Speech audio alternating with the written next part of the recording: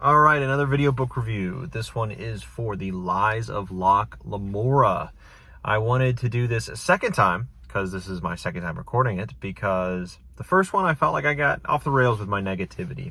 It's not a terrible book, but it's maybe worse than I've been led to believe by big fantasy booktubers like Murphy Napier and Matt's Fantasy Book Reviews, who have them 5 out of 5.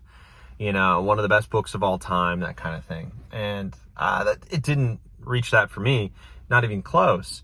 But I do want to give some pros, which is the writing. For being, I believe, a first book, the writing can be elegant at times, and it's flowery and impressive how the phrases are turned sometimes. I'd say it's a different kind of story, a heist. I don't typically read heists, so that was an interesting break, I guess, from reading a classic kind of fantasy with the regular tropes. Other than that, I'm not really psyched with the book. Everything else was kind of subpar to not good. All right, so I know I haven't really spent much time on the positivities, but gosh, I didn't really get this book, the hype for it. So we have the main characters, a big group, and you're supposed to really, really care about this group of, 5? So the two twins, Jean, Locke, and Bug, the apprentice, basically. And I don't know, they're just, I didn't get that feeling that I cared about these people. I just didn't. I didn't care about them whatsoever. You get a lot of flashbacks to them being children and them now being young adults. I don't know, it just felt like a bunch of kids hanging out a lot of times. Just felt like that. And I'm good. I'm good reading that. I'm really good on that. And when big momentous things happens to these characters, you think, oh no, that's a bummer, because they're young and these devastating things that are happening and shouldn't be happening to young folks like that. But other than that, as per the characters, I really dislike them. I think, all of the characters, which doesn't help. It's like watching a horror movie where you're watching and you're like, well, I know they're going to die and I don't really care. Let's hope the death is cool, right? So it's not that far, but we're not far from it, because I didn't care for the characters. I just didn't. And the reason being is they're just not, I don't really root or care about the folks who do not good things. And nor do I care about their struggles too much. And that kind of hurts when I'm reading a Joe Abercrombie, right? Because none of them are good and they're all terrible. And then you're like, oh God, why am I reading this book? I'm rooting for nobody. And I know that's part of it. Like, everyone's like, oh, they're so terrible, but you can't help but root for them. I can help. And I don't root for them. And this is kind of falling along the same route, where you see these thieves, these young thieves. Yes, they're young, but then they're stealing. They're doing not good things, and their theft should be forgiven, like, morally, because I don't know, the people they're stealing from are just rich. And it's like, no, I mean, I'm not wealthy myself. I'm not holding a placard for the rich every day of my life, but nor do I think that theft is okay, even if you're rich. Like, what? It's a weird thing. And the argument is kind of brought later in the book to Locke, like, hey, what's the deal? Even though they're rich, like, come on, what are you doing? This is bad. And he kind of just blows it off and uses it, gives like a weirdly hollow response to it, and the shallowness of his response and the shallowness of his thinking just make it so that I can't, it just reinforces how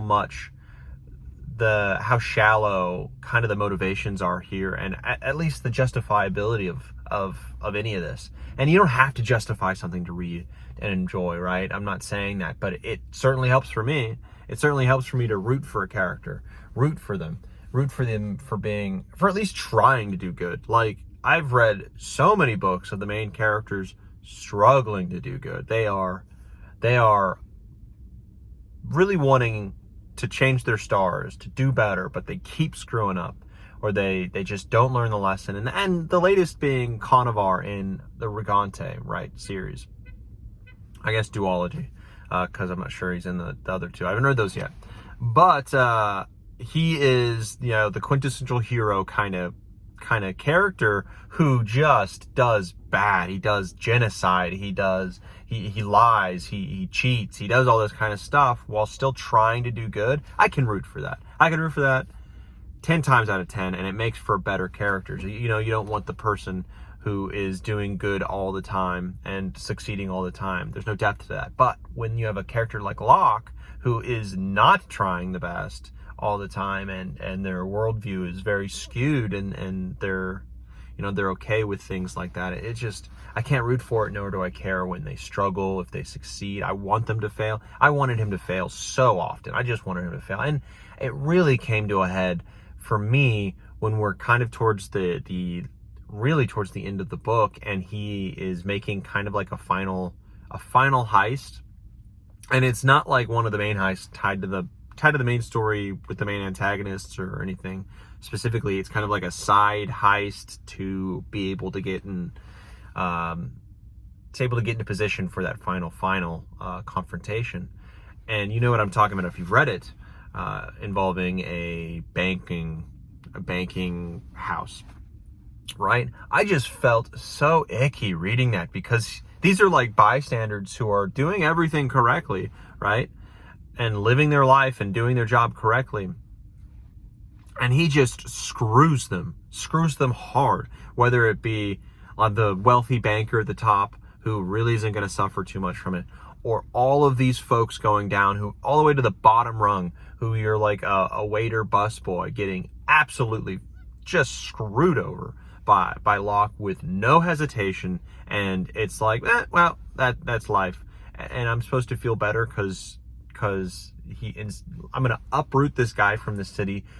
He's got family here, probably. He's got, a career. He's got something he's looking forward to, something he's been building towards that's probably been hard to get into.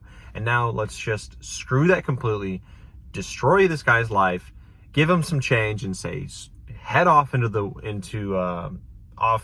sail the seas, find somewhere else to be, because you can't come here. And it's like, dude, what are we doing? What are we doing here? This is not good, and I hope you lose, Locke. I will not be reading the next 2 books in the series. I do not like the main character. I do not like any of these characters in it.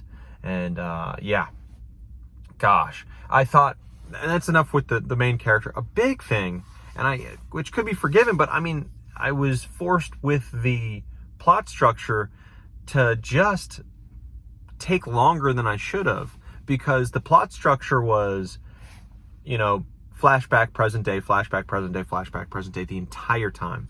And it worked in the first half because you're building the characters, the tension is rising, the stakes are rising, right? And it works. But as we get to the climax and falling action, we're still going to flashbacks and then forward, which cuts all of the pace, just grinds it to a halt. And then you have characters who get to an obstacle. You're like, how is he going to tackle this obstacle? Flashback. Oh, this is where he's or she has learned the prerequisite skills to tackle the obstacle. Boom, back to the present day, and then they tackle the obstacle. And it's like over and over and over and over again. You just get kind of through. And I was fed up with it almost immediately, but then it kept happening. And the pace of this is just so slow. It's incredibly slow. It's not what a heist should be, especially when there's a heist happening. It should be, I think of Ocean's 11, right? As an example, right? Because I haven't read or watched many heists. Ocean's 11 is breakneck pace, and that's what it should be.